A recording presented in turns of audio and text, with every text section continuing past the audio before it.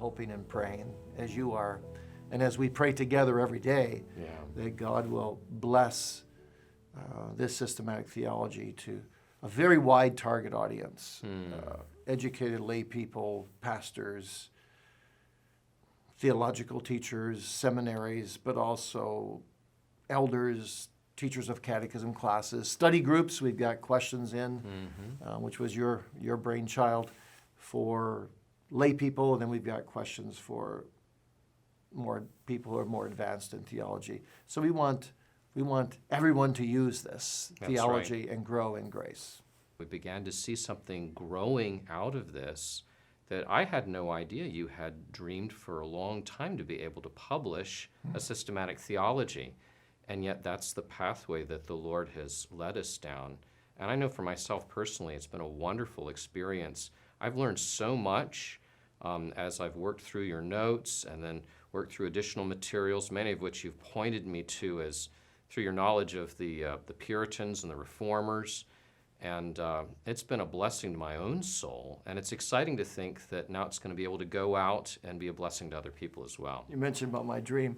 I got to tell you this. You know, when I was a teenager, and God converted me when I was 15, when I was a teenager, I just had so much. One of the first things I read was Thomas Watson's Systematic Theology, his Body of Divinity of the Westminster Shorter Catechism.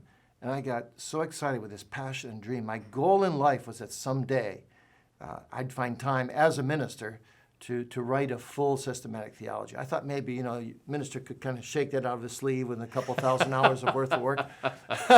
Yeah. Then in my 20s, as I became a preacher and I started doing, early 30s, started doing some theological teaching, I just realized, no way, this is never going to happen. And I thought, well, if I could maybe just produce a soteriology, just one section of systematics in my lifetime, that would be good. And then when I got in my 50s, I thought, I'm never going to find time for this either. And that's when I came to you, I was probably 60, and I came to you and said, how about if you take my notes and try to do a systematic theology just of soteriology? Right, that's where we started. And we'll publish it as a standalone volume. Remember that? We just didn't dare think any further. But after about 1 year, you turned this all around, and I went over and I thought, wow, this is really good. And I said to you, Paul, you know, do you think we can revert back to my original dream? And would you be willing to commit 4 or 5 years of your life to this project? You can't lead me. You can't take a job anywhere else. You've got to think about this, because we can't go halfway and then abort the project.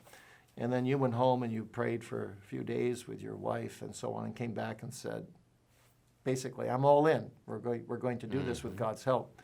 Yeah. So here we are. At this present point, we've got probably 65 to 70% of the 4 volumes written, at least in first draft. So we're a good measure of the way.